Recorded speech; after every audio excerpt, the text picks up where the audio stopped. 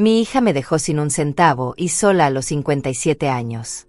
4 años después, cuando mi tío Francisco murió, ella apareció en el despacho del abogado para recibir la herencia y exigió millones.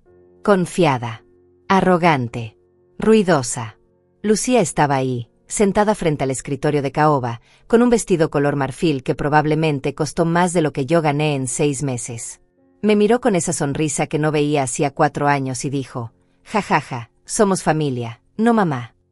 Como si esa palabra no hubiera muerto entre nosotras hace tanto tiempo. Como si no me hubiera abandonado cuando más la necesitaba. El abogado Anselmo abrió la carpeta de cuero y comenzó a leer. Lucía se inclinó hacia adelante, sus ojos brillando de codicia. Su marido Juan le apretó la mano, ambos pensando en los millones que estaban a punto de caer en sus cuentas bancarias. Y entonces Anselmo leyó la cláusula secreta. La sonrisa de Lucía se congeló. Su rostro palideció. Sus manos comenzaron a temblar sobre el reposabrazos de la silla. Porque en ese momento, mi hija entendió algo que nunca había considerado. Que las acciones tienen consecuencias. Que el abandono tiene un precio. Y que mi tío Francisco había visto todo. Absolutamente todo. Pero ellos no tenían idea de lo que estaba a punto de suceder. Lo devastador que sería. Lo irreversible. Déjame contarte cómo llegamos hasta aquí. Todo comenzó hace 4 años, cuando yo tenía 57. Por fuera, mi vida parecía normal. Tenía una hija exitosa, un pequeño apartamento que había pagado con años de trabajo en una fábrica textil, y la rutina tranquila de alguien que cree que lo peor ya pasó. Lucía venía a visitarme los domingos. Tomábamos café. Hablábamos de su trabajo en la empresa de diseño gráfico. Me mostraba fotos de sus viajes con Juan. Yo pensaba que éramos cercanas. Pensaba que después de criar sola una hija, después de todos los sacrificios, todas las noches sin dormir, todos los trabajos extra para pagarle la universidad, habíamos construido algo sólido. Algo real. Pero había señales que yo no quise ver. La forma en que Lucía miraba mi apartamento, con esa expresión apenas disimulada de lástima mezclada con vergüenza. Como si mi sala con los muebles viejos pero limpios fuera un recordatorio incómodo de dónde venía. La manera en que cambiaba de tema cada vez que yo mencionaba alguna dificultad económica. El tono cortante cuando le pedí prestados $200 para una reparación urgente del calentador de agua. Mamá, tienes que aprender a administrarte mejor, me dijo ese día, mientras guardaba su billetera sin siquiera abrirla. Juan estaba ahí, sentado en mi sofá color arena, asintiendo como si mi hija estuviera compartiendo una gran verdad. Eulalia, a tu edad deberías tener ahorros. Todos deberíamos ser más responsables con el dinero. A mi edad. Como si 57 años fueran una sentencia. Como si no hubiera pasado 30 años trabajando turnos dobles para que Lucía tuviera todo lo que yo nunca tuve. Pero yo callé. Tragué la humillación porque era mi hija. Porque el amor de madre no entiende de orgullos rotos ni de palabras que cortan. Las visitas se volvieron más espaciadas. Cada 2 domingos. Luego una vez al mes. Las llamadas duraban menos. 5 minutos de cortesía antes de que Lucía dijera que tenía una reunión, una cena, un compromiso. Siempre algo más importante que su madre. Y entonces llegó aquel viernes de marzo. Lucía apareció sin avisar, algo inusual. Traía 2 maletas. Pensé que tal vez había peleado con Juan, que necesitaba un lugar donde quedarse unos días. Mi corazón de madre se activó inmediatamente. Preparé té, saqué las sábanas limpias para el sofá cama. Mamá, necesito hablar contigo, dijo, y había algo en su voz que me heló la sangre. Nos sentamos en la mesa de la cocina, esa mesa de fórmica donde habíamos compartido miles de comidas. Donde le ayudé con la tarea durante años. Donde celebramos su graduación con un pastel que hice con mis propias manos porque no podía pagar uno de panadería. Lucía puso sus manos sobre la mesa, con las uñas perfectamente arregladas, y me miró directo a los ojos. He tomado una decisión importante. Juan y yo nos mudamos a California. Él consiguió un puesto ejecutivo increíble. Es nuestra oportunidad de tener la vida que merecemos. Sentí un vacío en el estómago, pero sonreí. ¡Qué maravilloso, hija! California está lejos, pero podemos hablar por teléfono todos los días, y yo puedo visitarte cuando... Mamá, me interrumpió, con una firmeza que no le conocía. Necesito que entiendas algo. Esta es mi oportunidad de empezar de nuevo, de construir algo diferente. Juan y yo queremos enfocarnos en nuestra carrera, en nuestro futuro. No podemos estar cargando con responsabilidades del pasado. Responsabilidades del pasado. Así me llamó. No entiendo, susurré, aunque sí entendía. Perfectamente. Necesito espacio, mamá. Necesito vivir mi vida sin sentir que tengo que estar pendiente de ti todo el tiempo. Sin las llamadas constantes preguntando cómo estoy. Sin la presión de venir a visitarte. Sin la culpa. Las palabras me cayeron como piedras. Llamadas constantes. Yo la llamaba una vez por semana. Visitas. Ella venía cuando quería. Culpa. La culpa era mía, entonces. Por existir. Por haberla criado. Por amarla. Lucía, yo nunca te he presionado. Siempre he respetado tu espacio, tu vida. Mamá, no lo entiendes, suspiró, como si yo fuera una niña tonta que necesitaba que le explicaran lo obvio. Tú y yo venimos de mundos diferentes ahora. Yo he construido algo. Tengo una carrera, una vida social, un nivel que mantener. Y francamente, cada vez que mis amigos o colegas preguntan por mi familia, no sé qué decir. No quiero hablar de este apartamento, de tu trabajo en la fábrica, de nuestro pasado. Se avergonzaba de mí. Mi propia hija se avergonzaba de la mujer que sacrificó todo para que ella pudiera ser alguien. Entonces, ¿qué estás diciendo exactamente?, pregunté, con una calma que no sentía. Estoy diciendo que necesito que me dejes ir. Completamente. No más llamadas. No más visitas. No más conexión. Necesito ser libre para ser quien realmente soy, sin arrastrar mi pasado conmigo. El reloj de la pared marcaba las 6:15 de la tarde. Me acuerdo perfectamente porque miré ese reloj y pensé que ese era el momento exacto en que mi corazón se partió en pedazos que nunca volverían a unirse. ¿Y si te necesito?, pregunté, odiándome por sonar tan vulnerable, tan desesperada. ¿Y si me enfermo? ¿Y si pasa algo? Lucía suspiró, como si mi pregunta fuera un inconveniente más en su lista de cosas molestas del día. Mamá, tienes 57 años, no 80. Eres perfectamente capaz de cuidarte sola. Además, siempre está el tío Francisco si realmente necesitas algo, ¿no? Él tiene dinero. Que te ayude él. La mención de mi tío fue como un golpe extra. Lucía sabía perfectamente que Francisco y yo teníamos una relación distante. Él era un hombre de negocios exitoso, meticuloso, frío. Habíamos crecido juntos, pero la vida nos había llevado por caminos completamente diferentes. Él construyó un imperio de bienes raíces. Yo crié a una hija sola mientras trabajaba en lo que podía. Nos veíamos tal vez una vez al año, en Navidad, intercambiando cortesías vacías. Lucía, Francisco apenas me conoce. No puedo simplemente. Entonces encuentra la manera de arreglártelas, dijo ella, poniéndose de pie. Mamá, ya está decidido. Juan me está esperando en el auto. El camión de mudanza viene mañana por nuestras últimas cosas. Nos vamos el lunes. Espera, dije, levantándome también, sintiendo el pánico subir por mi garganta. Al menos dame un número donde pueda contactarte. Una dirección. Algo. Lucía me miró con una mezcla de irritación y algo que podría haber sido lástima. Te contactaré yo cuando esté lista. Si es que estoy lista algún día. Necesito tiempo. Mamá. Necesito espacio. Necesito una vida que sea mía. Se dirigió hacia la puerta.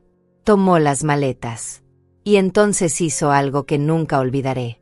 Se detuvo en el umbral, me miró por encima del hombro y dijo, gracias por todo, supongo. Pero ya cumpliste tu papel. Ahora déjame vivir el mío. La puerta se cerró.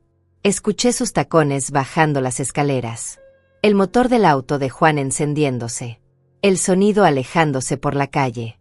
Y yo me quedé ahí, parada en medio de mi pequeño apartamento, rodeada de fotos de una niña que acababa de decirme que yo era el lastre de su vida. No lloré esa noche. Ni la siguiente. El dolor era demasiado profundo para lágrimas. Era como si alguien hubiera arrancado un órgano vital de mi cuerpo y esperara que siguiera funcionando normalmente. Los primeros días intenté convencerme de que solo necesitaba tiempo. Que Lucía se calmaría, que me llamaría, que se daría cuenta de lo cruel que había sido. Revisaba mi teléfono cada hora. Cada notificación hacía que mi corazón saltara, esperando ver su nombre. Pero nunca aparecía. Intenté llamarla. Su número estaba fuera de servicio. Le escribí a su correo electrónico. Los mensajes rebotaban. Busqué su perfil en redes sociales. Me había bloqueado. De todo. Completamente. Era como si yo hubiera muerto para ella. Las semanas se convirtieron en meses. Mi rutina se volvió mecánica. Despertar. Ir a la fábrica. Trabajar 8 horas operando la misma máquina de coser industrial. Volver a casa. Calentar algo de comida. Sentarme frente al televisor sin realmente ver nada. Dormir. Repetir. Los domingos eran los peores. Esos domingos que antes llenaba con la visita de Lucía ahora eran vacíos interminables. Me sentaba en la mesa de la cocina con una taza de café que se enfriaba mientras yo miraba la silla donde ella solía sentarse. Mis compañeras de trabajo notaron el cambio. «Eulalia, ¿estás bien?», me preguntaba Elena, la supervisora, con genuina preocupación. «Te ves muy delgada. ¿Estás comiendo bien?». «Estoy bien», mentía. «Solo un poco cansada». Pero no estaba bien. Estaba rompiéndome por dentro, pedazo por pedazo, y nadie podía verlo porque había aprendido a mantener la sonrisa en público y el derrumbe en privado. El dinero se volvió un problema más serio de lo que había sido nunca. Sin Lucía, sin esa ilusión de que tenía a alguien en caso de emergencia, cada gasto se sentía como una amenaza. El calentador de agua finalmente se rompió del todo.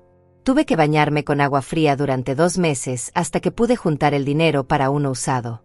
Mi casera aumentó la renta. «Son los tiempos, Eulalia», me dijo, sin mirarme a los ojos. «O pagas los $50 extra al mes, o tendré que buscar otro inquilino». $50. Una cantidad pequeña para alguien como Lucía, que gastaba eso en un almuerzo elegante con Juan. Una cantidad imposible para mí, que ya estaba haciendo malabares para llegar a fin de mes. Tomé turnos extra en la fábrica. Mis manos empezaron a dolerme constantemente por las horas frente a la máquina de coser. Desarrollé una tendinitis que me despertaba en las noches con un dolor punzante en las muñecas. No podía pagar medicamentos, así que compraba crema analgésica barata en la farmacia y rezaba para que funcionara. Una noche, 6 meses después de que Lucía se fuera, estaba sentada en mi cama, mirando el estado de cuenta bancario. $230. Eso era todo lo que me quedaba después de pagar la renta, la luz, el agua, la comida. $230 entre yo y la calle. Pensé en mi tío Francisco. En sus 3 casas. En su empresa exitosa. En la forma en que vestía con esos trajes impecables cuando lo veía en Navidad. Lucía tenía razón en una cosa. Él tenía dinero. Mucho dinero. Pero pedirle ayuda significaba admitir que había fracasado. Que no podía cuidarme sola. Que mi propia hija me había abandonado y yo no tenía a nadie más. El orgullo y la desesperación son enemigos extraños. Pelean dentro de ti hasta que uno de los dos gana. En mi caso, ganó la desesperación. Le escribí una carta a Francisco. No un correo electrónico, una carta real, escrita a mano en un papel que compré especialmente para la ocasión. Le expliqué mi situación. No mencioné a Lucía, solo dije que estaba pasando por dificultades económicas y que necesitaba un pequeño préstamo temporal. $1000. Suficiente para crear un colchón de seguridad. Se los devolvería en cuotas pequeñas, le prometí. Envié la carta y esperé. 2 semanas después, recibí su respuesta. No era una carta. Era un cheque por $1000 y una nota de 3 líneas escritas con su letra perfecta. Eulalia, aquí está lo que pediste. No es un préstamo. Es un regalo. Pero necesitamos hablar. Llámame este sábado a las 10 de la mañana. Francisco. Miré ese cheque como si fuera un objeto extraño. $1000. Dinero que necesitaba desesperadamente. Pero la nota me inquietaba. Necesitamos hablar. Francisco nunca había querido hablar conmigo sobre nada que no fuera cortesía navideña. El sábado, a las 10 en punto, llamé al número que había incluido en la nota. Eulalia, dijo su voz al otro lado de la línea. No había calidez en ella, pero tampoco frialdad. Solo una especie de neutralidad profesional. Gracias por llamar puntual. Eso me gusta. Aprecio la puntualidad. Tío Francisco, yo. Gracias por el dinero. No sabes cuánto significa para mí. Te prometo que... No necesitas prometerme nada, me interrumpió. Ya te dije que es un regalo. Pero tengo preguntas. Tu carta fue muy vaga. ¿Por qué una mujer de 57 años, con una hija exitosa que gana bien, necesita pedirle dinero a un tío que apenas ve? El silencio se extendió entre nosotros. Podía mentir. Podía inventar una excusa. Pero algo en su tono me decía que Francisco ya sabía la verdad. O al menos parte de ella. Lucía y yo ya no tenemos contacto, dije finalmente, con la voz apenas audible. ¿Y eso por qué?, preguntó, sin emoción aparente, como si estuviera preguntando sobre el clima. Entonces se lo conté. Todo. El abandono. Las palabras crueles. La vergüenza que sentía por mí. El bloqueo completo. Mientras hablaba, algo extraño sucedió. La voz de Francisco, siempre tan controlada, desarrolló un filo que no le había escuchado antes. Entiendo, dijo Francisco cuando terminé de hablar, y hubo un silencio largo que me hizo pensar que la llamada se había cortado. Pero entonces continuó. Eulalia, voy a decirte algo que tal vez no quieras escuchar, pero necesitas oírlo. Tu hija es una ingrata. Una ingrata calculadora que olvidó de dónde viene. Y eso, créeme, no se perdona fácilmente. Me sorprendió la dureza en su voz. Francisco nunca había sido un hombre emocional. En las reuniones familiares, observaba más de lo que participaba. Escuchaba. Analizaba. Pero rara vez emitía juicios tan directos. Ella solo necesita tiempo, dije, defendiéndola por instinto, porque eso es lo que hacen las madres incluso cuando sus hijas las destrozan. No, respondió Francisco con firmeza. Ella no necesita tiempo. Ella tomó una decisión consciente de borrarte de su vida porque le resultas inconveniente. Eso no es inmadurez, Eulalia. Eso es crueldad premeditada. Y la crueldad siempre tiene consecuencias. No supe qué responder. Parte de mí quería defender a Lucía, explicar que tal vez yo había sido una madre demasiado presente, demasiado necesitada. Pero otra parte, una parte más profunda y honesta, sabía que Francisco tenía razón. Te voy a hacer una propuesta, continuó él. Tengo una propiedad pequeña que necesita administración. Es un edificio de 4 apartamentos en el centro. Nada lujoso, pero rentable.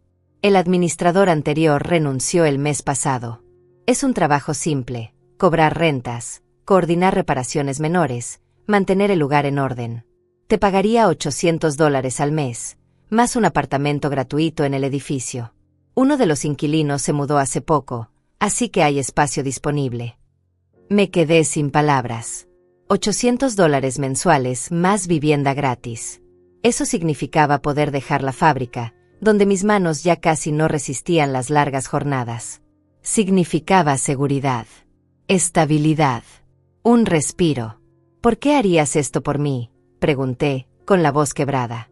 Porque necesito un administrador confiable y tú necesitas un cambio, respondió Francisco sin dramatismo.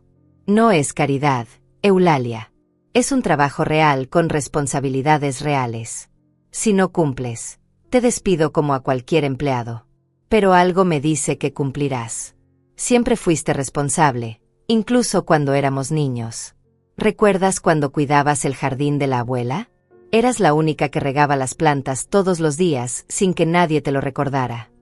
Me sorprendió que recordara eso. Habían pasado más de 40 años desde aquellos veranos en casa de nuestra abuela. Acepto, dije, sin pensarlo 2 veces. Acepto el trabajo. Bien, respondió Francisco. Te enviaré los detalles esta semana. Puedes mudarte el 1 del mes próximo. Ah, y Eulalia, una cosa más. No le menciones esto a nadie. Especialmente no a Lucía, si algún día decide reaparecer en tu vida. Este arreglo es entre tú y yo. ¿Entendido? Entendido, respondí, aunque no comprendía completamente por qué tanto secreto. Perfecto. Nos vemos pronto, dijo, y colgó antes de que pudiera agradecerle. El edificio estaba en una zona tranquila, a 20 minutos en autobús del centro. 4 plantas, 4 apartamentos, una fachada de ladrillo que había visto mejores días pero se mantenía digna. El apartamento que Francisco me asignó estaba en el segundo piso. Una habitación, una sala pequeña, cocina integrada y un baño completo. Las ventanas daban a un parque donde los niños jugaban por las tardes. Era pequeño. Más pequeño que el apartamento que había dejado. Pero era mío, en cierta forma. Y por primera vez en meses, sentía algo parecido a la esperanza. Francisco apareció el día que me mudé. Llegó en su auto gris oscuro, impecable como siempre, vestido con un traje color carbón que probablemente costaba más que todo mi mobiliario junto. Me entregó las llaves del edificio, un cuaderno con las instrucciones detalladas y un sobre con el primer pago. Las reglas son simples, dijo, caminando conmigo por el edificio mientras me mostraba cada espacio. Los inquilinos pagan el 5 de cada mes. Ni un día antes, ni un día después. Si se retrasan, hay un protocolo que está en el manual. Nada de favoritismos, nada de excepciones. Las reparaciones menores las coordinas tú directamente con los proveedores que están en la lista del cuaderno. Para reparaciones mayores, me llamas. Mantienes el edificio limpio, las áreas comunes en buen estado, y respondes las inquietudes de los inquilinos con profesionalismo. Asentí, memorizando cada palabra. Hay algo más, dijo Francisco, deteniéndose frente a la ventana del pasillo que daba al parque. Quiero que lleves un registro detallado de tus gastos. Todo. Desde lo que gastas en comida hasta servicios, transporte, todo. Compra un cuaderno específico para eso y anota cada centavo que entra y sale de tu vida. ¿Por qué?, pregunté, confundida. Porque necesitas aprender a administrarte de verdad, respondió, sin apartar la vista del parque. No para mí, para ti. Para que nunca más estés en una posición donde dependas de nadie. Ni de tu hija, ni de mí, ni de nadie. Había algo en su tono que me hizo pensar que esto era más que un simple consejo financiero. Como si Francisco estuviera construyendo algo, preparando algo. Pero no pregunté. Simplemente acepté el cuaderno que me dio, uno de pasta dura color verde oscuro, y prometí seguir sus instrucciones. Los primeros meses fueron difíciles pero reveladores. Aprendí a negociar con plomeros, electricistas y pintores.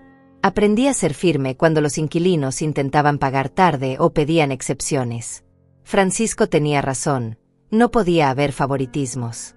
Las reglas existían por una razón, y mi trabajo era hacerlas cumplir. También aprendí sobre mí misma. Descubrí que era buena resolviendo problemas. Que podía mantener la calma cuando el calentador del tercer piso explotaba a las 11 de la noche. Que tenía capacidad para organizar, para planificar, para administrar. Y cada noche, religiosamente, anotaba en mi cuaderno verde. Cada gasto, por pequeño que fuera. El pan, $3. El autobús, $2. La reparación de mi único par de zapatos buenos, $15. Ver esos números en papel me hacía consciente de mi dinero de una forma que nunca había sido. Francisco aparecía una vez al mes, siempre sin avisar, para revisar el edificio. Pero yo sabía que en realidad venía a revisarme a mí. A ver si estaba cumpliendo. Si estaba aprendiendo. ¿Cómo van los registros?, preguntaba, y yo le mostraba el cuaderno. Él lo hojeaba con atención, asintiendo o haciendo comentarios breves.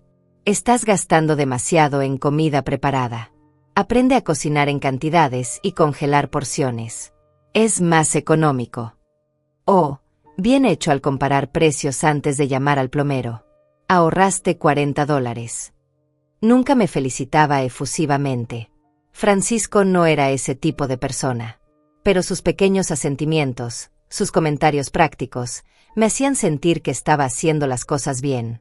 Un día, casi 8 meses después de haberme mudado, Francisco llegó con una carpeta bajo el brazo.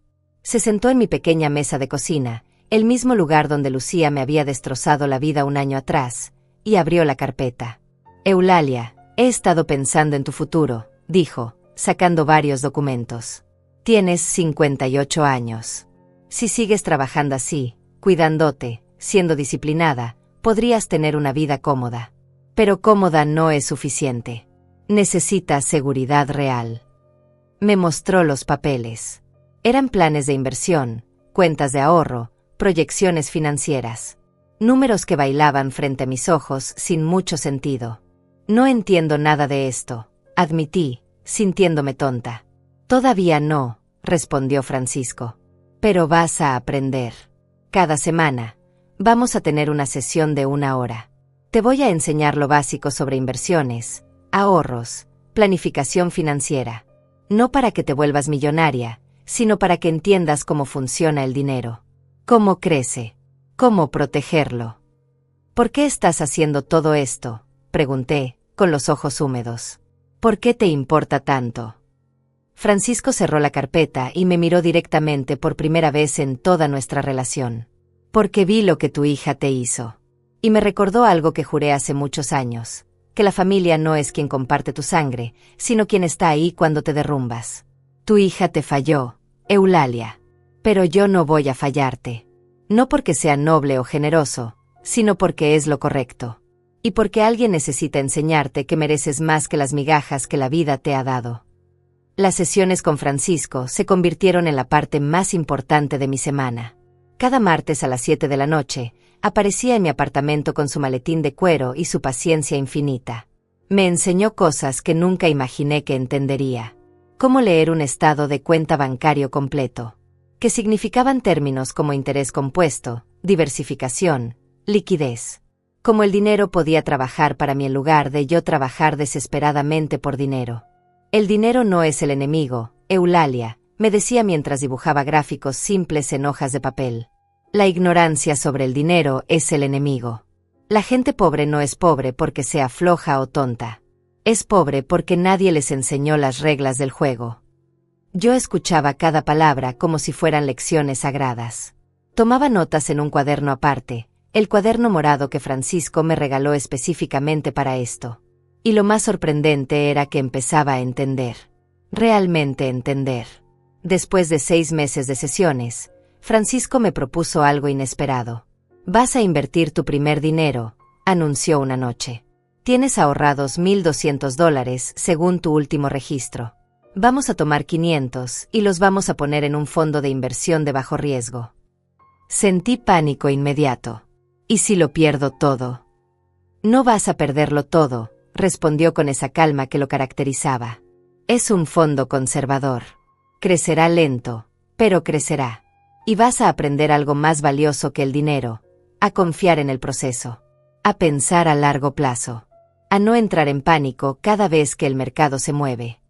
Invertí esos $500 con las manos temblando. Francisco me hizo abrir la cuenta yo misma, llenar los formularios, entender cada cláusula. Si yo lo hago por ti, no aprendes nada, explicó. Necesitas sentir el miedo y hacerlo de todas formas. Esa es la única forma de crecer. Tenía razón. Los primeros meses revisaba esa cuenta obsesivamente. Cada pequeña fluctuación me causaba ansiedad. Pero con el tiempo, siguiendo las instrucciones de Francisco, aprendí a mirar los números con más calma. A entender que las inversiones eran un maratón, no una carrera corta. Mientras tanto, mi vida tomaba una rutina que nunca había conocido. Me levantaba temprano, hacía mi ronda por el edificio, resolvía los problemas del día, estudiaba mis lecciones financieras por las tardes. Los fines de semana limpiaba las áreas comunes, regaba las plantas del jardín frontal, conversaba brevemente con los inquilinos. Uno de ellos, el señor Aurelio del primer piso, era un hombre mayor que vivía solo. A veces lo encontraba sentado en el portal, mirando pasar la vida. Usted me recuerda a mi hija, me dijo un día. Ella también era trabajadora como usted. Murió hace 5 años. Cáncer. Lo siento mucho, respondí, sentándome a su lado.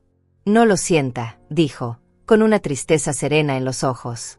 Lo que me duele no es que haya muerto. Es que los últimos años de su vida los pasamos peleados por tonterías. Por mi orgullo de viejo terco. Cuando se enfermó, hicimos las paces, Pero ya era tarde. Me quedé con tanto por decir. Sus palabras me golpearon. Pensé en Lucía. En los casi 2 años que habían pasado sin una sola palabra de ella. ¿Sentiría ella algo? ¿Me extrañaría aunque fuera un poco? ¿O realmente me había borrado de su vida como quien borra un archivo innecesario de la computadora? «¿Usted tiene hijos, Eulalia?», preguntó Aurelio. «Tenía una hija», respondí, y me sorprendió usar el pasado. «Ya no tenemos contacto». Él asintió como si entendiera perfectamente. El dolor de los hijos es el más profundo. Porque uno los ama sin condiciones, y ellos crecen y a veces olvidan que ese amor tuvo un precio. Un precio que pagamos felices, pero precio al fin.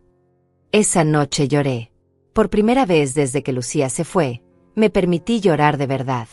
No con sollozos dramáticos, sino con lágrimas silenciosas que caían mientras miraba las fotos viejas que guardaba en una caja.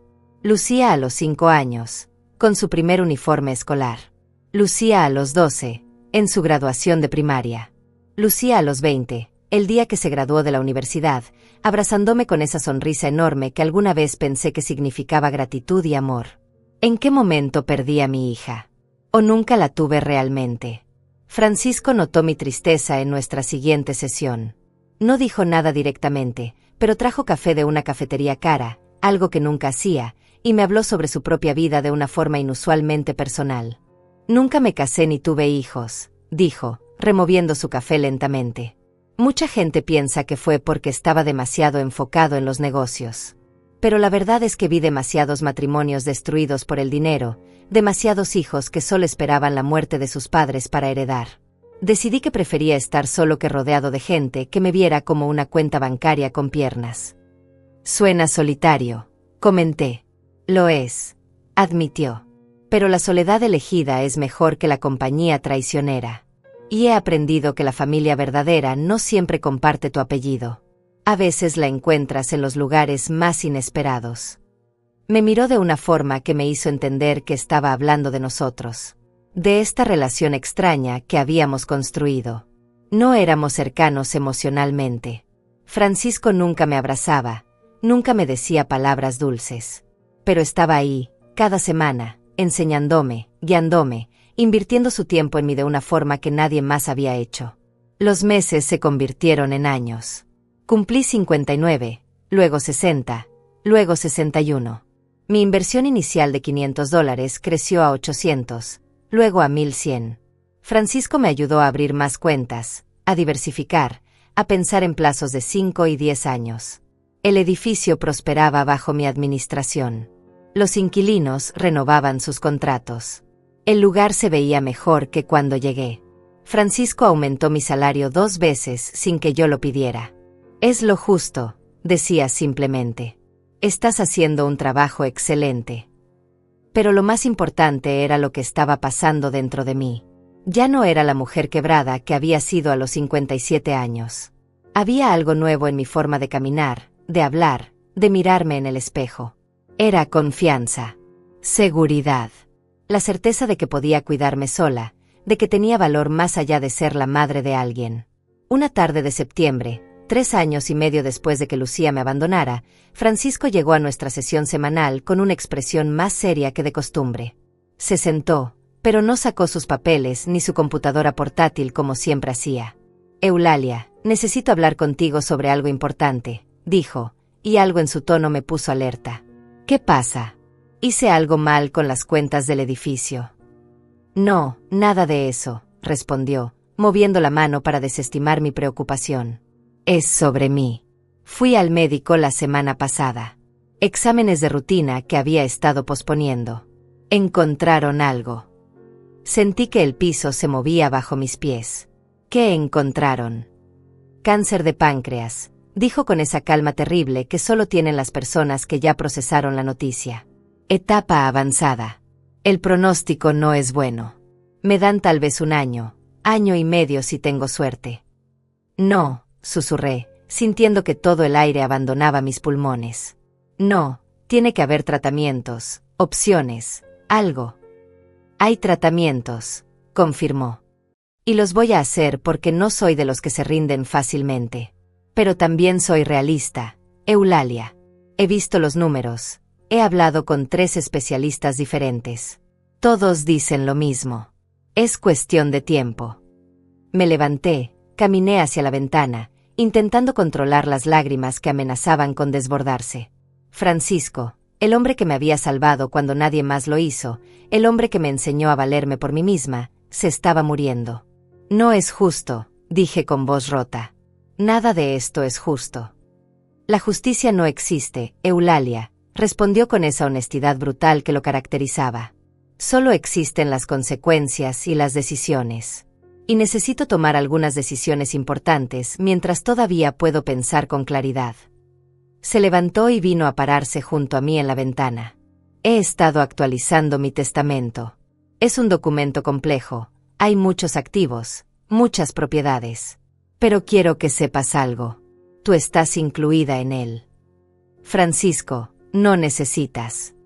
Cállate y escucha, me interrumpió, pero con suavidad. No estoy haciendo esto por lástima o porque me siento culpable. Lo estoy haciendo porque en estos 3 años has demostrado ser más familia para mí que la mayoría de las personas que comparten mi sangre. Y porque quiero asegurarme de que cuando yo no esté, tengas una base sólida para seguir adelante. No quiero tu dinero, dije, llorando abiertamente ahora. Te quiero a ti. Quiero más sesiones de martes.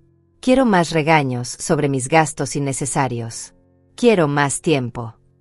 Y yo también, respondió, y por primera vez en todos estos años, vi humedad en sus ojos. Pero no siempre obtenemos lo que queremos. Así que tenemos que aprovechar el tiempo que nos queda.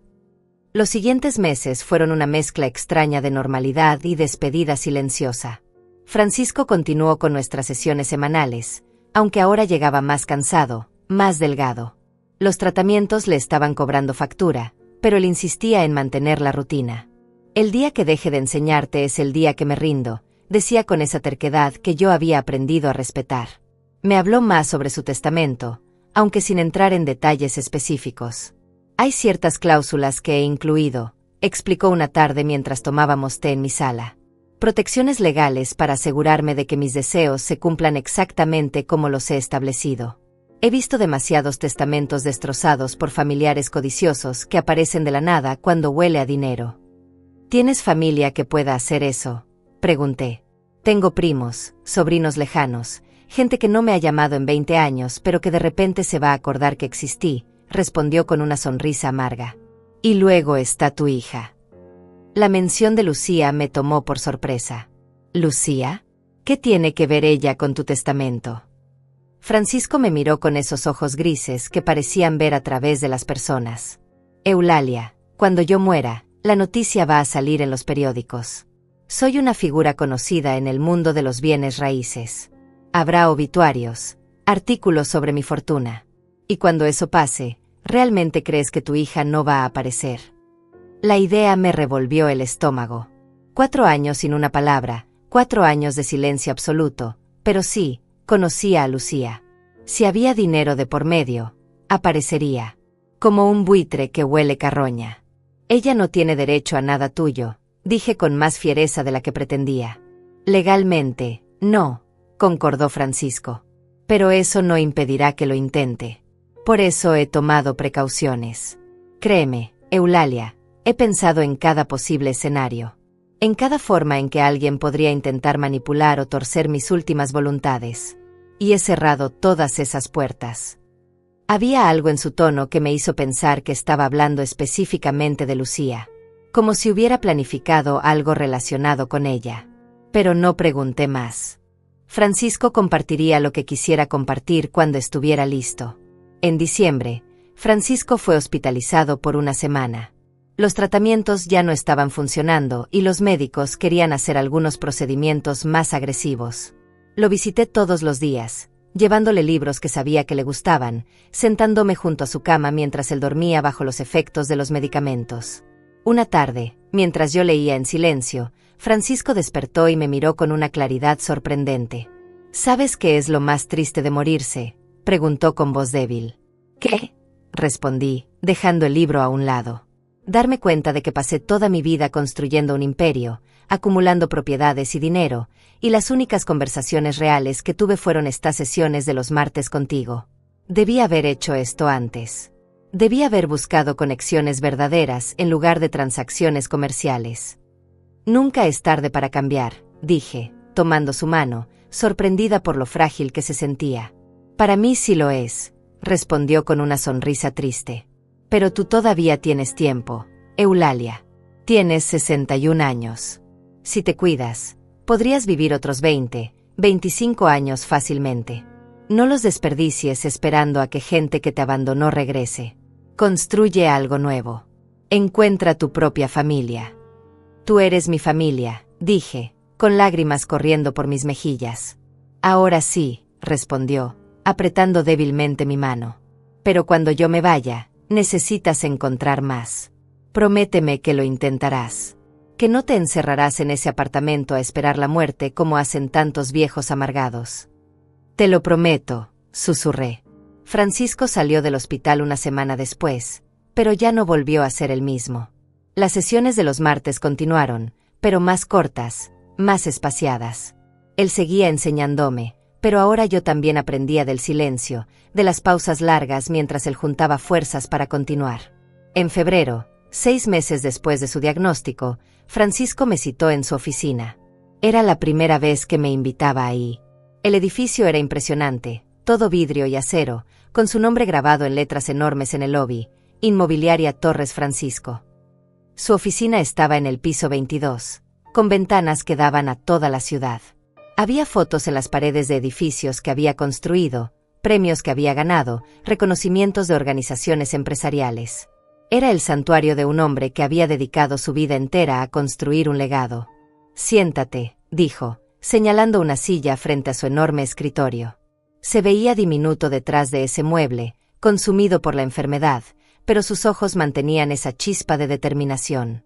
Eulalia, mi abogado Anselmo va a venir en un momento. Quiero que lo conozcas porque él será quien ejecute mi testamento cuando llegue el momento. Es un hombre de confianza absoluta. Lo conozco desde hace 30 años. ¿Por qué necesito conocerlo ahora?, pregunté, sintiendo un nudo en la garganta. Porque los médicos me dieron 2 meses, tal vez 3, respondió con esa franqueza brutal que nunca abandonaba.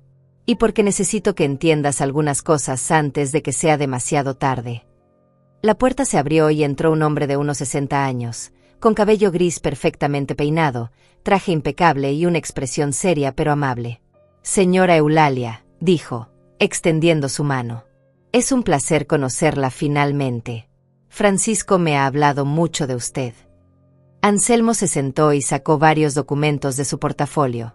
Francisco me pidió que le explique ciertos aspectos de su testamento que la conciernen directamente. Pero antes de eso, necesito que firme un acuerdo de confidencialidad. Lo que se discuta aquí no puede ser compartido con nadie hasta después del fallecimiento de Francisco y la lectura oficial del testamento. Firmé los papeles con manos temblorosas. Anselmo los revisó y luego me miró directamente. Señora Eulalia, usted es una de las principales beneficiarias del testamento de Francisco. Va a heredar propiedades por un valor aproximado de $3.200.000. El mundo se detuvo. $3.200.000. Era una cantidad tan absurda, tan imposible, que mi cerebro no podía procesarla. No, no puede ser, tartamudeé. Eso es. Francisco, no puedes hacer esto. Ya está hecho, respondió él con tranquilidad. Y antes de que empieces con el discurso de que no lo mereces, déjame decirte algo. En estos 4 años, me has dado algo que el dinero no puede comprar: compañía genuina, conversación real, una razón para levantarme los martes y enseñar lo que aprendí en toda una vida. Eso vale más que cualquier propiedad. Pero tu familia, otros familiares, recibirán lo que les corresponde, interrumpió Anselmo. Francisco ha sido muy generoso con varias instituciones de caridad y ha dejado fondos para algunos familiares. Pero la mayor parte de su fortuna está dividida entre 3 beneficiarios principales, siendo usted uno de ellos. Francisco se inclinó hacia adelante, con esfuerzo evidente. Ahora viene la parte importante, Eulalia. La parte que necesitas entender perfectamente. El testamento incluye cláusulas muy específicas diseñadas para proteger tu herencia de personas que puedan intentar manipularte o quitártela. ¿Qué tipo de cláusulas?, pregunté. Anselmo tomó uno de los documentos. Hay una cláusula que Francisco ha denominado cláusula de protección familiar.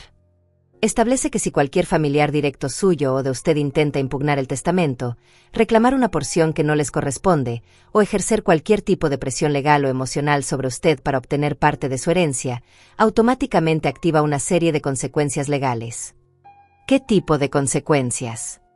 Francisco sonrió, y había algo casi feroz en esa sonrisa. Consecuencias que hice específicamente pensando en tu hija, Eulalia. Porque sé que va a aparecer. Sé exactamente qué tipo de persona es. Y me he asegurado de que si intenta quitarte lo que es tuyo, se arrepienta profundamente de haberlo intentado. Anselmo abrió otra carpeta y sacó un documento particularmente grueso. La cláusula de protección familiar fue diseñada específicamente para casos como el de su hija Lucía, explicó con voz profesional pero no carente de emoción. Francisco me contó toda la historia de cómo ella la abandonó. Me pidió que investigara discretamente su situación actual. Sentí un escalofrío. ¿Investigaste a Lucía? Fue necesario para construir las protecciones adecuadas, respondió Anselmo. Descubrimos que ella y su esposo Juan viven en California, como usted sabía. Él trabaja en una empresa tecnológica con un salario considerable, aproximadamente $120,000 al año. Ella dejó su trabajo de diseño gráfico hace 2 años y ahora se dedica a lo que llaman influencer de estilo de vida. Comparten fotos de viajes caros, restaurantes exclusivos, ropa de diseñador. Cada palabra era una puñalada. Mi hija vivía esa vida de lujos mientras yo había pasado años apenas sobreviviendo, antes de que Francisco me rescatara. Lo que es más revelador, continuó Anselmo, es que están altamente endeudados. Tarjetas de crédito al máximo, un préstamo para el auto de lujo de Juan, una hipoteca grande en una casa que apenas pueden pagar. Viven una vida que parece exitosa por fuera, pero financieramente están al borde del colapso. Una emergencia económica los destruiría. Francisco tomó la palabra, su voz débil pero clara. Por eso sé que aparecerá cuando yo muera. No por ti, Eulalia. Ni siquiera por mí. Sino porque necesita dinero desesperadamente y verá mi muerte como una oportunidad. Pero ella no tiene derecho legal a nada tuyo, dije, confundida. No directamente, concordó Anselmo. Pero intentará llegar a través de usted. Usará manipulación emocional, se presentará como la hija arrepentida, fingirá que estos 4 años nunca pasaron. Y cuando eso no funcione, podría intentar argumentar que tiene derecho a una porción de su herencia por ser su única hija, su única familia directa. Francisco se inclinó hacia adelante, y pude ver el dolor físico que le costaba el movimiento. Por eso incluí algo especial en el testamento. Algo que llamo la cláusula del recuerdo. Anselmo, explícale. Anselmo pasó varias páginas hasta encontrar la sección específica. Durante estos 4 años, Francisco ha estado documentando meticulosamente cada gasto que usted hizo criando a Lucía. Recuperó registros antiguos, estados de cuenta bancarios, recibos que usted guardó. Calculó el costo de su crianza, educación, ropa, comida, vivienda, atención médica, universidad. Todo. Sacó una hoja con una cifra en negrita, $243,822. Esa es la cantidad documentada que usted invirtió en criar a Lucía, explicó Anselmo. Desde su nacimiento hasta el día que se graduó de la universidad. Francisco reunió cada prueba posible, extractos bancarios antiguos, recibos de colegiaturas que usted guardó, registros de clínicas médicas. Es una documentación casi forense de su sacrificio económico. No podía hablar. Ver mi vida resumida en un número, en dólares y centavos, era surrealista y desgarrador a la vez. Ahora viene la parte brillante, continuó Anselmo con algo que podría haber sido admiración en su voz. La cláusula del recuerdo establece que si Lucía intenta de cualquier forma impugnar el testamento, reclamar una porción de la herencia de Eulalia, o ejercer presión legal para obtener algo, ella quedará obligada a reembolsar esa cantidad completa, los $243,822, a su madre. Con intereses calculados desde el día de su graduación universitaria hasta el presente. Con intereses, repetí, Aturdida. Con una tasa del 8% anual compuesto, confirmó Anselmo. Lo que eleva la cantidad total a aproximadamente $387,000. Además, si ella procede con cualquier acción legal, se activa una multa adicional por abandono familiar premeditado de otros $200,000, establecida según precedentes legales de casos similares. Hice los cálculos mentalmente. $587,000. Una deuda que destruiría completamente a Lucía y Juan, que ya estaban al borde de la quiebra. Es una trampa perfecta, dijo Francisco con satisfacción evidente. Si Lucía no hace nada, no obtiene nada, pero tampoco pierde nada. Si intenta reclamar lo que no le corresponde, se hunde en una deuda de la que nunca saldrá. La elección es suya, pero ambos caminos la dejan sin lo que realmente quiere, dinero fácil. ¿Pero es esto legal?, pregunté, mirando a Anselmo. Completamente, respondió el abogado. Francisco tiene derecho absoluto a distribuir su fortuna como desee. Y tiene derecho a establecer condiciones para proteger a sus beneficiarios. La cláusula del recuerdo está fundamentada en legislación real sobre reembolso de gastos de crianza en casos de abandono familiar. Hay precedentes. No muchos, pero existen. Y la multa adicional está estructurada como una penalización contractual por violar los términos del testamento. Todo perfectamente legal y, más importante, imposible de evadir. Francisco me miró con una intensidad que cortaba. Quiero que entiendas algo, Eulalia. No estoy haciendo esto por venganza. La venganza es emocional, reactiva, vacía. Estoy haciendo esto por justicia. Tu hija te abandonó cuando más vulnerable estabas. Te usó durante años y luego te descartó como basura. Eso tiene un precio. Y ese precio está ahora documentado, cuantificado y legalizado.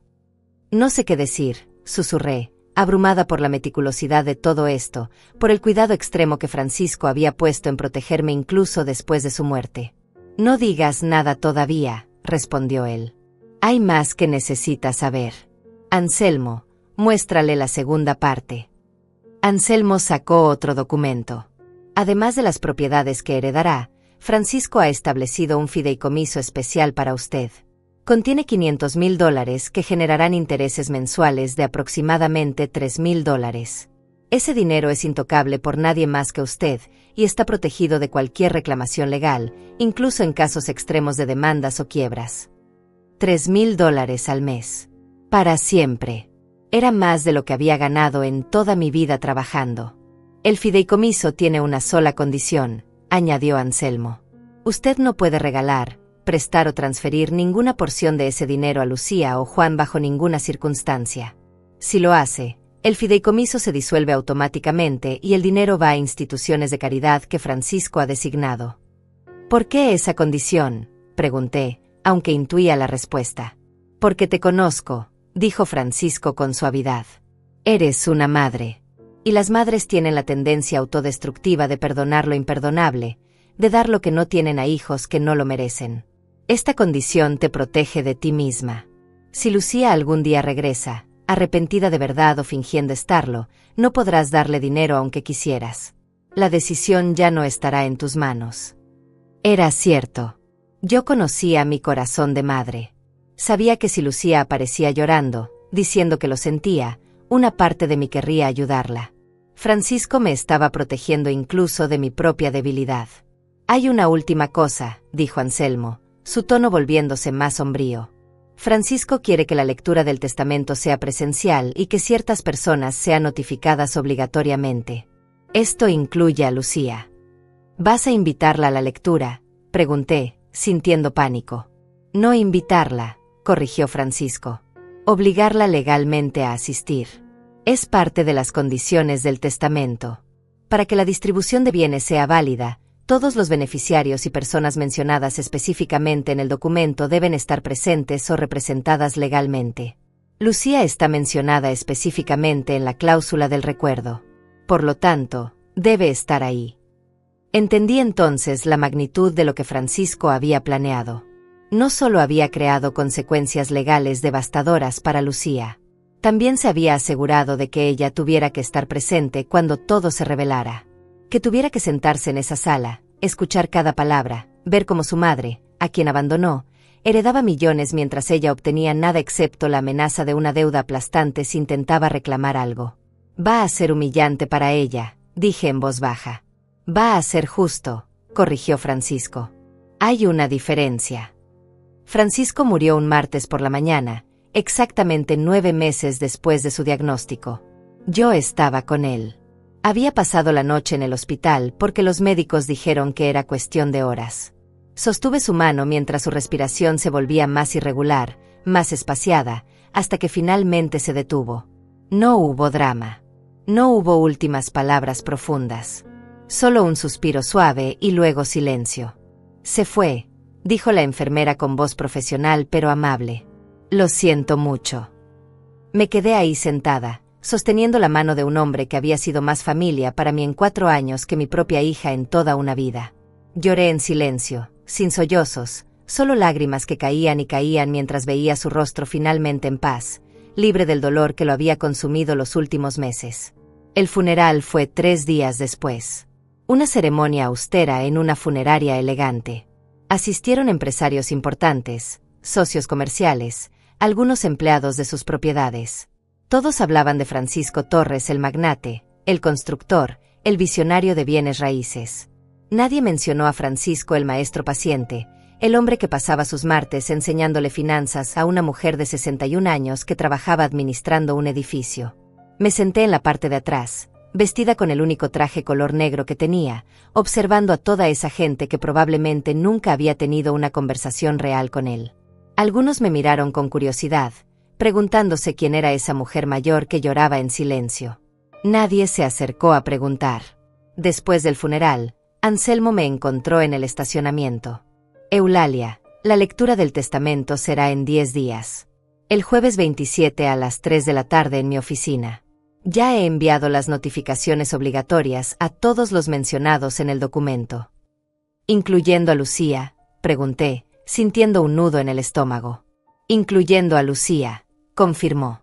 Le enviamos la notificación certificada a su dirección en California. También le dejamos un mensaje en su teléfono y le enviamos un correo electrónico. Está legalmente obligada a asistir o enviar un representante legal. Si no aparece, el testamento se ejecuta de todas formas, pero perderá cualquier oportunidad de contestar o apelar las cláusulas que la conciernen. ¿Crees que vendrá?, pregunté. Anselmo me miró con esos ojos grises que habían visto demasiados testamentos, demasiada codicia humana. Cuando la gente huele dinero, siempre viene. Siempre. Los siguientes 10 días fueron los más largos de mi vida. No podía dormir. Apenas comía. Caminaba por el edificio que administraba haciendo mis tareas en piloto automático, mi mente constantemente regresando a ese momento inevitable en que vería a Lucía otra vez. 4 años. 4 años sin una palabra, sin una llamada, sin un mensaje. Y ahora la vería porque Francisco había muerto y había dinero involucrado. Intenté imaginar cómo sería. ¿Habría cambiado? ¿Seguiría siendo la mujer fría que me dijo que era el lastre de su vida? ¿O tal vez fingir arrepentimiento, lágrimas falsas, un abrazo calculado? La mañana del jueves 27 me desperté a las 5. Me duché, me puse el mismo traje negro del funeral porque era el único apropiado que tenía. Me miré en el espejo. 61 años. Cabello gris que ya no me molestaba en teñir. Arrugas alrededor de los ojos que contaban la historia de demasiadas preocupaciones. Pero también había algo diferente. Una firmeza en mi mirada que no estaba ahí 4 años atrás. Francisco me había dado eso. Había reconstruido algo en mí que Lucía había destruido. Llegué a la oficina de Anselmo media hora antes. El edificio era imponente, todo vidrio y mármol, en el distrito financiero. La recepcionista me esperaba. Señora Eulalia, pase por favor. El señor Anselmo la está esperando. La sala de conferencias era grande, con una mesa de madera oscura rodeada de sillas de cuero. Anselmo ya estaba ahí, organizando documentos. Eulalia me saludó con un apretón de manos firme. ¿Cómo se encuentra? Nerviosa, admití. Es comprensible, respondió. Van a llegar otros beneficiarios menores. 2 primos de Francisco que recibirán algunas propiedades pequeñas. Un par de empleados de confianza que obtendrán bonos.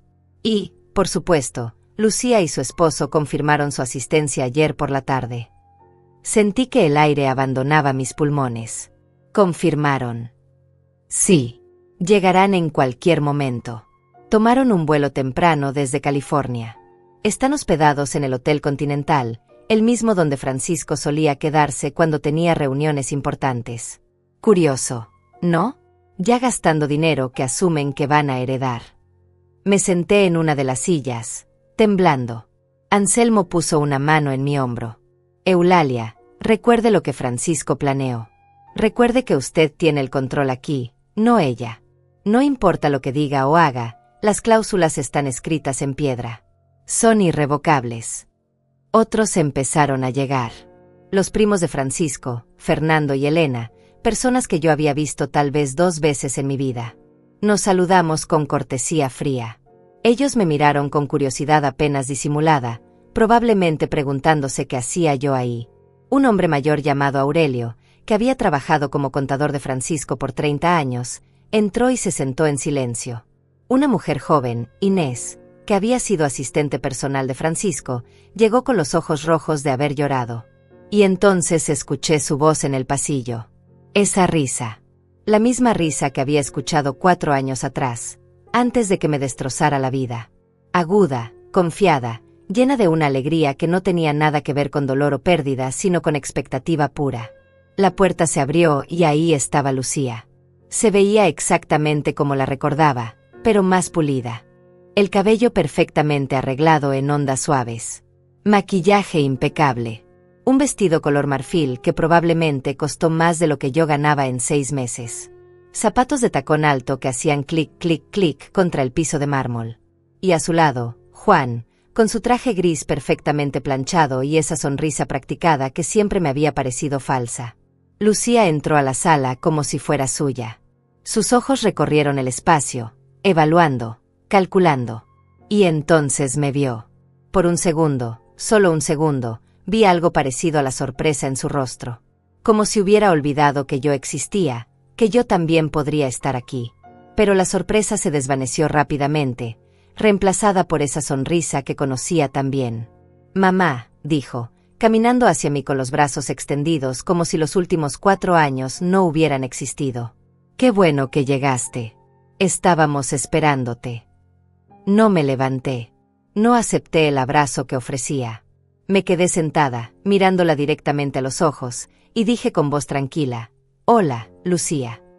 Ella dejó caer los brazos, la sonrisa vacilando apenas un segundo antes de recuperarse. «Mamá, sé que han pasado algunos años, pero familia es familia, ¿verdad? Especialmente en momentos como estos. La muerte del tío Francisco es una tragedia. Sé que tú y él se habían vuelto cercanos últimamente. Cercanos últimamente. Como si 4 años de sesiones semanales, de enseñanzas, de construir una relación real, pudieran resumirse en esas 2 palabras despectivas. Juan se acercó también, extendiendo su mano. Eulalia, lamento mucho tu pérdida. Francisco era un gran hombre. No estreché su mano. No sabía que lo conocieras tan bien, dije con frialdad. Juan retiró la mano. Incómodo. Lucía se sentó en la silla frente a mí, cruzando las piernas con elegancia estudiada. Bueno, no lo conocíamos personalmente, pero por supuesto que sabemos de su legado, de todo lo que construyó. Es impresionante. Se refería al dinero. Hablaba del legado de Francisco, pero solo veía dólares y propiedades. Anselmo carraspeó desde la cabecera de la mesa. Ahora que todos han llegado, podemos comenzar. Soy Anselmo Delgado, abogado testamentario de Francisco Torres.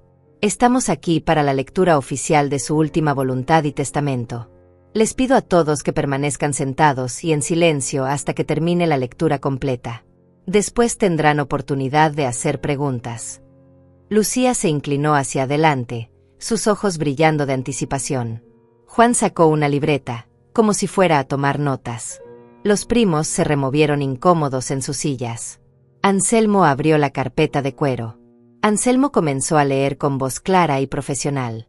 Yo, Francisco Aurelio Torres Mendoza, en pleno uso de mis facultades mentales y bajo ninguna coacción, declaro esta como mi última voluntad y testamento, revocando todos los testamentos y codicilios anteriores.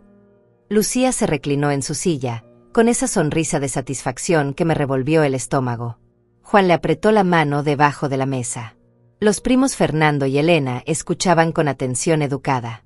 Primero, continuó Anselmo, establezco las siguientes donaciones a instituciones de caridad. Al Hospital Infantil San José, la suma de $500,000 para el ala de oncología pediátrica. A la Fundación de Educación para Niños de Escasos Recursos, $300,000. A la Sociedad Protectora de Animales, $200,000. $1,000,000 en caridad. Eso era más de lo que la mayoría de la gente en esa sala vería en toda su vida.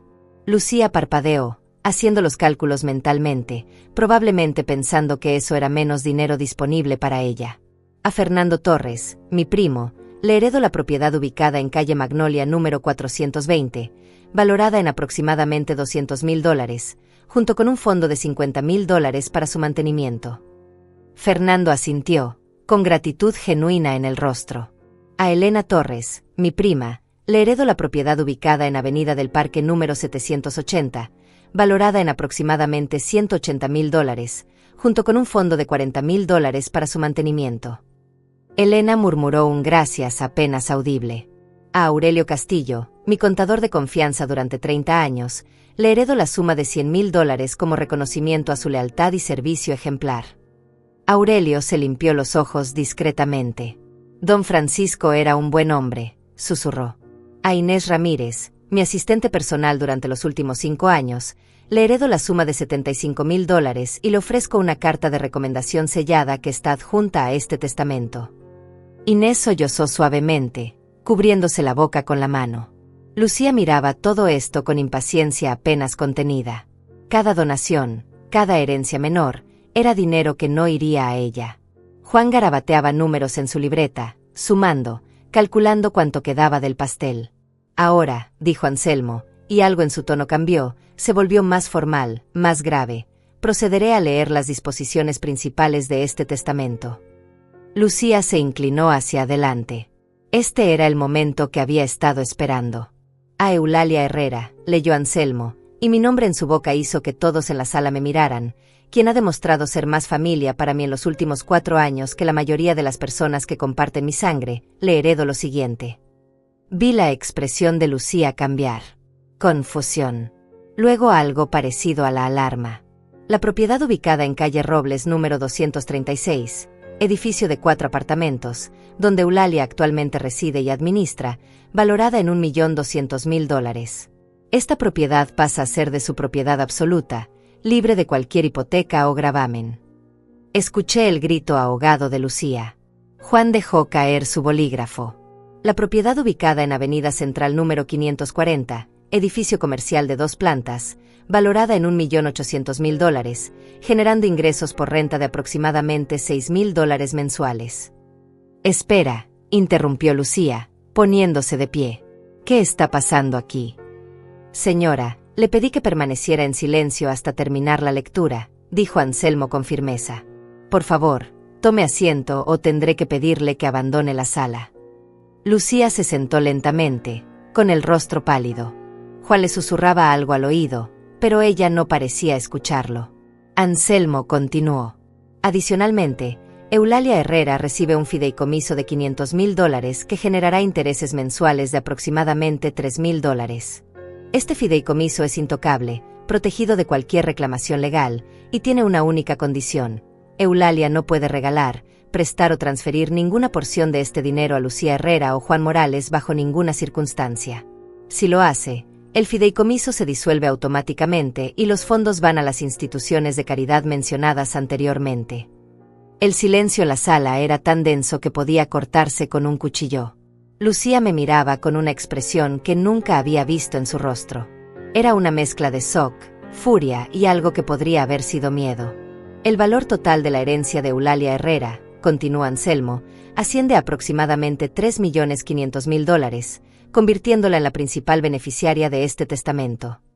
Esto es ridículo, estalló Lucía, poniéndose de pie nuevamente. Ella no es familia. Yo soy la sobrina de Francisco. Tengo más derecho que ella. Señora Herrera, dijo Anselmo con voz cortante, si no se siente guarda silencio inmediatamente, llamaré a seguridad. Esta es su última advertencia. Juan jaló a Lucía del brazo, obligándola a sentarse. Ella temblaba de rabia, con las manos apretadas en puños sobre la mesa. Ahora, continuó Anselmo, debo leer una sección especial del testamento. Francisco Torres incluyó lo que él denominó la cláusula del recuerdo, que concierne específicamente a Lucía Herrera, hija de Eulalia Herrera. Lucía se quedó congelada. Francisco Torres investigó y documentó meticulosamente los gastos que Eulalia Herrera invirtió en criar a su hija Lucía desde su nacimiento hasta su graduación universitaria. La cantidad total documentada, incluyendo alimentación, vivienda, educación, atención médica, vestimenta y todos los gastos asociados con su crianza, asciende a $243.822. La cara de Lucía perdió todo el color. Esta cantidad está completamente documentada con extractos bancarios, recibos, registros médicos y escolares. Es una cifra verificable y sostenible legalmente. Anselmo hizo una pausa deliberada antes de continuar. La cláusula del recuerdo establece lo siguiente: si Lucía Herrera o su esposo Juan Morales intentan de cualquier forma impugnar este testamento, reclamar una porción de la herencia de Eulalia Herrera, ejercer presión legal o emocional para obtener dinero, o de cualquier manera interferir con la ejecución de este testamento, se activarán automáticamente las siguientes consecuencias. La sala estaba en silencio absoluto. Incluso los primos, que habían recibido sus herencias, escuchaban con fascinación mórbida. Primero, Lucía Herrera quedará legalmente obligada a reembolsar a Eulalia Herrera la suma completa de $243.822, con intereses calculados desde la fecha de su graduación universitaria hasta el presente, a una tasa del 8% anual compuesto. Esto eleva la cantidad total a $387.000. Lucía se llevó las manos a la boca. Juan había dejado de escribir, mirando el documento como si fuera una sentencia de muerte. Segundo, se aplicará una multa adicional de $200.000 por abandono familiar premeditado, establecida según precedentes legales de casos similares documentados en los anexos de este testamento. Esto no puede ser legal, susurró Lucía, con voz quebrada. Es completamente legal, respondió Anselmo sin mirarla. Tercero, si Lucía Herrera procede con cualquier acción legal después de activar esta cláusula, todos los costos legales, incluyendo los honorarios de abogados de Eulalia Herrera, serán agregados a su deuda. Cuarto, esta deuda será exigible de forma inmediata y completa. No habrá planes de pago. No habrá negociaciones. Será una obligación legal que puede ejecutarse mediante embargo de salarios, cuentas bancarias, propiedades y cualquier otro activo que Lucía Herrera o Juan Morales posean. La sonrisa de Lucía había desaparecido completamente. En su lugar había un rictus de horror mientras entendía la magnitud de lo que Francisco había construido. Una trampa perfecta. $587.000. Una deuda que la destruiría completamente. Quinto y último, leyó Anselmo, y había algo casi ceremonial en su tono ahora. Francisco Torres declaró explícitamente en este documento sus razones para incluir esta cláusula. Cito textualmente. Lucía Herrera abandonó a su madre Eulalia cuando ella tenía 57 años, dejándola sin apoyo económico ni emocional. Le dijo que era un lastre para su vida. La bloqueó de todas las formas de comunicación. La borró de su existencia porque se avergonzaba de sus orígenes humildes. Este abandono fue cruel, calculado y premeditado. Durante 4 años, Eulalia sufrió las consecuencias de esa crueldad mientras yo fui testigo de su dolor. Esta cláusula no es venganza. Es justicia. Es el precio del abandono, cuantificado y legalizado. Lucía Herrera puede elegir no hacer nada y seguir con su vida, o puede intentar reclamar lo que no le corresponde y enfrentar las consecuencias de sus acciones pasadas. La elección es suya.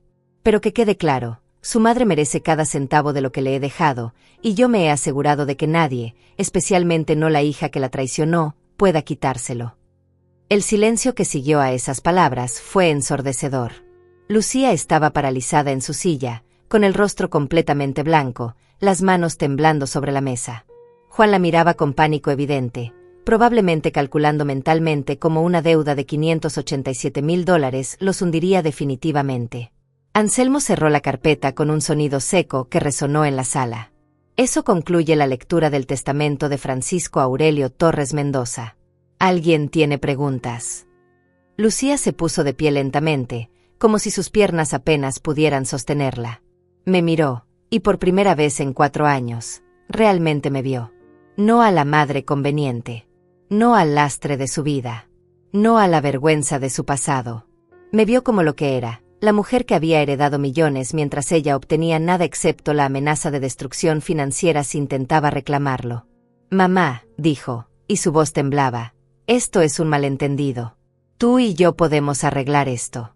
Somos familia. Podemos compartir la herencia, ¿verdad? No necesitas todo ese dinero. Yo soy tu hija. Tu única hija. Me puse de pie también, mirándola directamente a los ojos. Durante 4 años había imaginado este momento. Había ensayado discursos, palabras llenas de dolor y acusación. Pero ahora que estaba aquí, frente a la mujer que me había destruido y que ahora intentaba manipularme otra vez, sentí una calma extraña. Tú dejaste de ser mi hija el día que me dijiste que era el lastre de tu vida, dije con voz tranquila pero firme. El día que me bloqueaste de tu teléfono, de tu correo, de tu vida entera. El día que decidiste que te avergonzabas tanto de mí que preferías fingir que yo no existía. Mamá, yo estaba confundida, era joven, Juan y yo estábamos bajo mucha presión. Tenías 33 años, la interrumpí. No eras una niña. Eras una adulta que tomó una decisión consciente y cruel. Y durante 4 años, ni una sola vez te preguntaste cómo estaba. Si tenía comida. Si podía pagar la renta. Si estaba enferma. Si estaba viva. Lucía abrió la boca para responder, pero no salió ningún sonido. Francisco me encontró cuando yo no tenía nada, continué. Me dio trabajo, me enseñó, me ayudó a reconstruirme. Fue más familia para mí en 4 años que tú en toda tu vida. Y ahora apareces, después de todo este tiempo, no porque me extrañes, no porque te arrepientas, sino porque huele a dinero. Eso no es cierto, sollozó Lucía, con lágrimas corriendo por su rostro perfectamente maquillado. Te he extrañado. He pensado en ti. Solo necesitaba tiempo para... ¿Para qué?, pregunté, sintiendo una furia fría subir por mi pecho. ¿Para gastar dinero que no tienes en una vida de lujos? ¿Para endeudarte con tarjetas de crédito comprando vestidos caros y viajes a Europa? ¿Para vivir una mentira mientras tu madre pasaba hambre? La cara de Lucía se descompuso. Juan se puso de pie, intentando tomar control de la situación. Eulalia, entendemos que estás molesta, pero seguramente podemos llegar a un acuerdo razonable. Somos familia, después de todo. Me reí. Fue una risa amarga, sin humor. Familia. Esa palabra que usan cuando les conviene. Francisco tenía razón sobre ustedes. Sobre su codicia. Sobre su desesperación financiera. Y se aseguró de que si intentaban tocar lo que es mío, se destruyeran a sí mismos en el proceso. Esto no puede ser legal, dijo Juan, volviéndose hacia Anselmo. Debe haber alguna forma de impugnar esto. Es claramente punitivo, diseñado para castigar en lugar de distribuir justamente. Anselmo lo miró con una expresión que podría haber sido lástima. Señor Morales, le sugiero que consulte con su propio abogado antes de proceder con cualquier acción legal. Pero le advierto, este testamento fue redactado por uno de los bufetes más prestigiosos del país. Cada cláusula ha sido revisada y verificada. Cada precedente legal ha sido documentado. Si ustedes intentan impugnarlo, no solo perderán, sino que activarán exactamente las consecuencias que Francisco diseñó. Y créame, él sabía exactamente lo que hacía. Lucía se dejó caer en su silla, llorando abiertamente ahora. Pero no eran lágrimas de arrepentimiento. Eran lágrimas de frustración, de rabia, de ver escapar entre sus dedos el dinero que ya había gastado mentalmente. Mamá, por favor, suplicó una última vez. No puedes hacer esto. Soy tu hija. Me criaste. Me amas. Sé que me amas. La miré, esta mujer que alguna vez fue la niña a quien arrullé en mis brazos, a quien enseñé a caminar, a quien prometí proteger siempre. Y sentí, nada. No odio. No amor. Solo una especie de indiferencia tranquila. Te amaba, dije suavemente. Amaba a la niña que fuiste. Pero esa niña murió el día que te convertiste en una mujer que podía mirarme a los ojos y decirme que yo no merecía estar en tu vida. Francisco no me está castigando a mí con este testamento. Te está dando a ti exactamente lo que me diste a mí. Nada. Me volví hacia Anselmo. ¿Necesita algo más de mí? No, señora Eulalia. Los documentos de transferencia estarán listos la próxima semana. Puede pasar por mi oficina para firmarlos. Tomé mi bolso y caminé hacia la puerta. Detrás de mí, escuché la voz de Lucía, quebrada, desesperada. Mamá, espera. Por favor. No puede terminar así. Me detuve en el umbral sin voltear. Ya terminó hace 4 años, Lucía. Esto es solo el papeleo. Salí de esa sala de conferencias, bajé en el elevador, crucé el lobby de mármol y salí a la calle donde el sol brillaba con una intensidad casi violenta. Me senté en una banca del parque frente al edificio y por primera vez en 4 años, me permití respirar realmente. Francisco tenía razón. La familia no es quien comparte tu sangre. Es quien está ahí cuando te derrumbas. Es quien te enseña cuando no tienes nada que ofrecer a cambio. Es quien te protege incluso después de su muerte. Saqué mi teléfono y miré la foto que tenía guardada. Francisco y yo en una de nuestras sesiones de los martes, una foto que Anselmo había tomado sin que nos diéramos cuenta. Él con sus papeles, yo con mi cuaderno morado, ambos concentrados en los números que me estaba enseñando a dominar. Gracias, susurré a la foto. Gracias por ver lo que nadie más vio. Gracias por creer que yo valía la pena. Gracias por darme más que dinero. Gracias por devolverme mi dignidad. El viento movió las hojas de los árboles. Somewhere en la distancia escuché una campana de iglesia marcando las 4 de la tarde. La vida continuaba. Y por primera vez en años, yo también continuaría. No como la madre abandonada. No como la víctima. Sino como Eulalia, la mujer que sobrevivió, que aprendió, que creció, y que finalmente entendió que el amor verdadero no te abandona cuando ya no eres conveniente. La justicia no siempre llega rápido. A veces toma 4 años, la sabiduría de un hombre moribundo, y un testamento meticulosamente planeado. Pero cuando llega, llega completa.